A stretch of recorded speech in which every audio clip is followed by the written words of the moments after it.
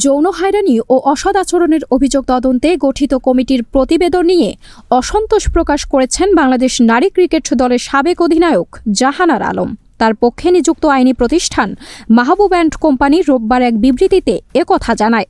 বিবৃতিতে বলা হয়, অভিযোগকারী হিসেবে তদন্তের ফল জানার অধিকার থাকলেও বাংলাদেশ ক্রিকেট বোর্ড বিসিবি এখনও জাহানারাকে আনুষ্ঠানিকভাবে কিছুই জানায়নি কিংবা প্রতিবেদনের অনুলিপিও দেয়নি। গুরুতর অভিযোগের ক্ষেত্রে এই ধরনের গোপনীয়তা হতাশাজনক বলে উল্লেখ করা হয়। বিসিবির দাবি অনুযায়ী 4টি অভিযোগের মধ্যে 2টি সত্যতা পাওয়া গেছে এবং সাবেক নির্বাচক ও ম্যানেজার মঞ্জুরুল ইসলামের বিরুদ্ধে প্রাথমিক প্রমাণ মিলেছে। তবে কোন অভিযোগগুলো প্রমাণিত হয়েছে সে বিষয়ে কোনো স্পষ্ট ব্যাখ্যা দেওয়া হয়নি। এছাড়াও তদন্ত কমিটি জাহানারার অভিযোগের ভিত্তিতে গঠিত হয়নি।